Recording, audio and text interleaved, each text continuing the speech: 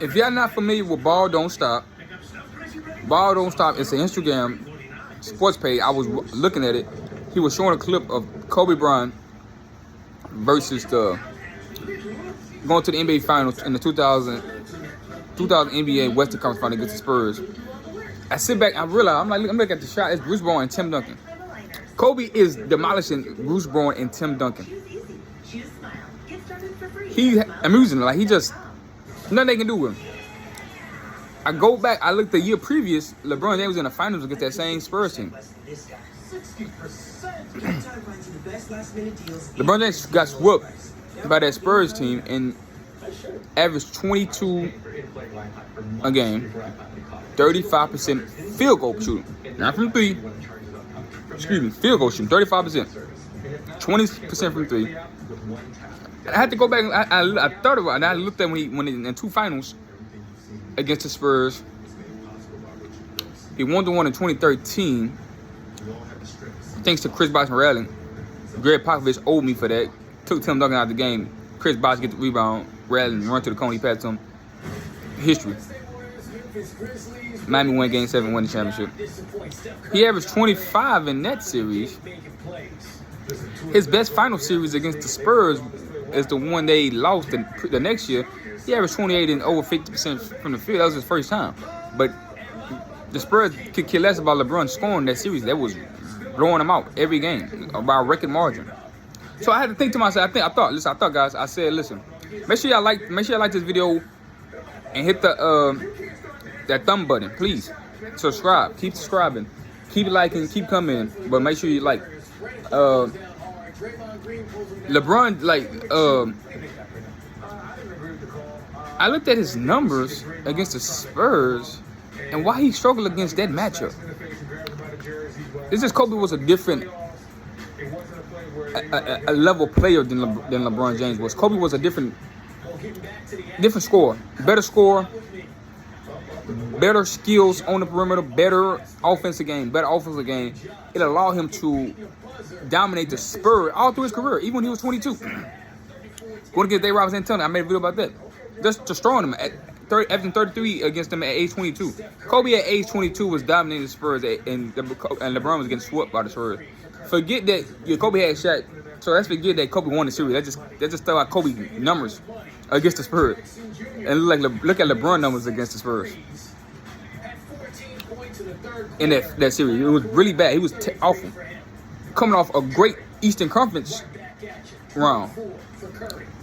So why all you LeBron James fans, and everybody in the media? Because when you talk about basketball, it's about matchups. Why was that San Antonio Spurs matchup? It was harder for LeBron James. It's because they went under every screen. They packed the paint. They didn't turn the ball over. They did not let him get out in transition to get a rhythm. They went under every screen, and they made him a jump shooter. They played zone. They had a rim protector in Tim Duncan. That matchup gives LeBron James problems. That defense no defense in the league history can give Kobe a problem. No defense in the league history. We seen against the Dallas Mavericks what they do: play zone, turn to a jump shooter. Tyson Chandler at the rim.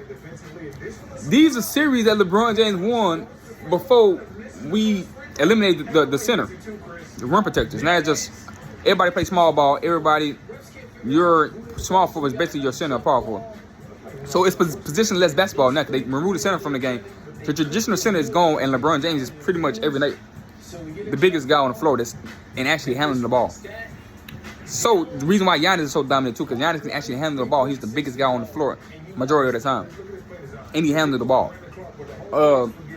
So when you do that, so Giannis would have struggled. Giannis would have been dominant in the race, but he would have struggled if you had the traditional center that was in the paint waiting for him. LeBron James experienced that. Giannis didn't experience that. So with Kobe, he had no problem against the Spurs. Literally lit their ass up. Kobe Bryant has beat Tim Duncan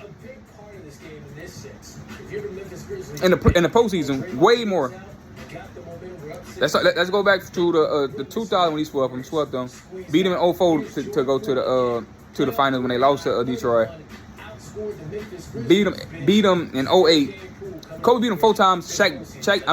Kobe, Tim Duncan 4 times in the final, in the playoffs. Tim Duncan beat Kobe twice.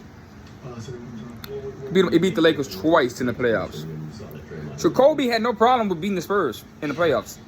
He had no problem getting shots off. He know how to get in the paint, to rise up over shooters, to come off the pick, to use the pick and roll, to ISO and score, to shoot the three, to get all the way to the basket, to get to the free throw line, to get to his spots and raise up and shoot and knock it down anywhere he wanted to, every time, anytime against the Spurs.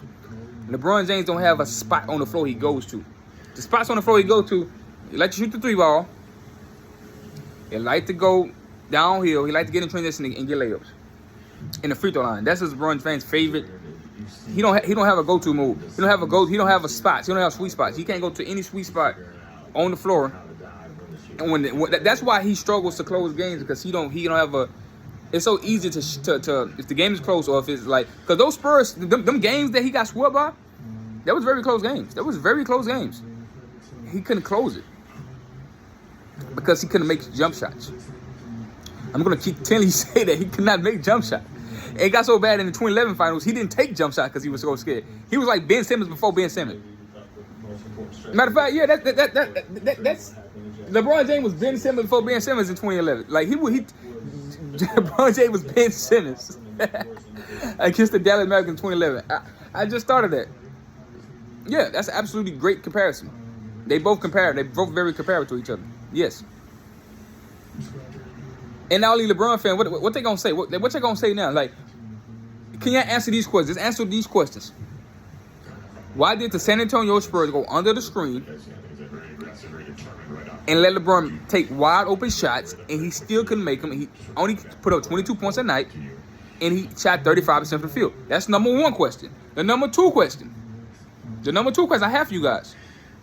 Why in 2011 LeBron James turned into Ben Simmons and was scared to shoot the ball when the Dallas Mavericks played zone against him? Can you answer those two questions? I think we all know the answer to it. I think we know the answer to it. I think we just scared. I think we don't want to come out and say it.